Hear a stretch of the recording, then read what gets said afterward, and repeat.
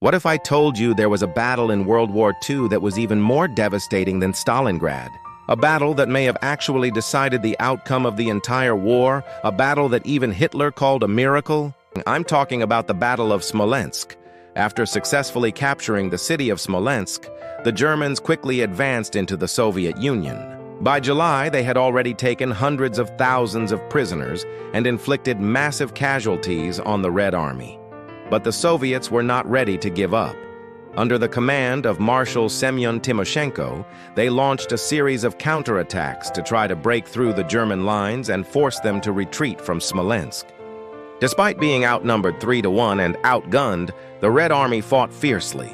But despite the bravery of the Soviet troops, the Germans were able to hold their ground. The battle raged on for weeks, and the Germans suffered heavy losses. But they were able to hold on to Smolensk. But why did the Germans win this battle?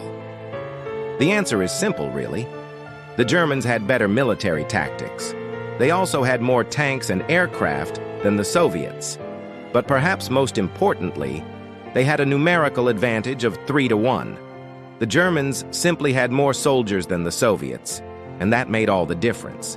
The Soviets were forced to retreat from Smolensk. The battle was over, but the victory came at a high price.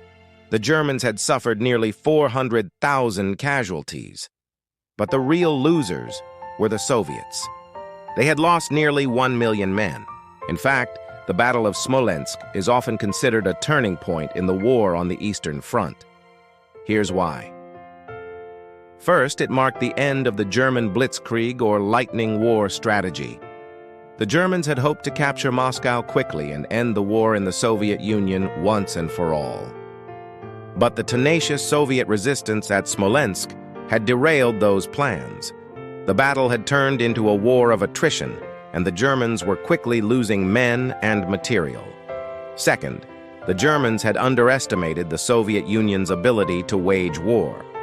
The Red Army had suffered a devastating defeat at the hands of the Wehrmacht in 1941. But the army had regrouped and was now putting up a fierce fight. And third, the Battle of Smolensk highlighted the logistical problems that the German army would face as it advanced deeper and deeper into the Soviet Union. The Germans were fighting a war on two fronts, and their supply lines were stretched to the breaking point. All in all, the Battle of Smolensk was a disaster for the Red Army, but it was also a disaster for the German army. The victory came at a high price, and it's no wonder that Hitler called it a miracle. I'll see you next time.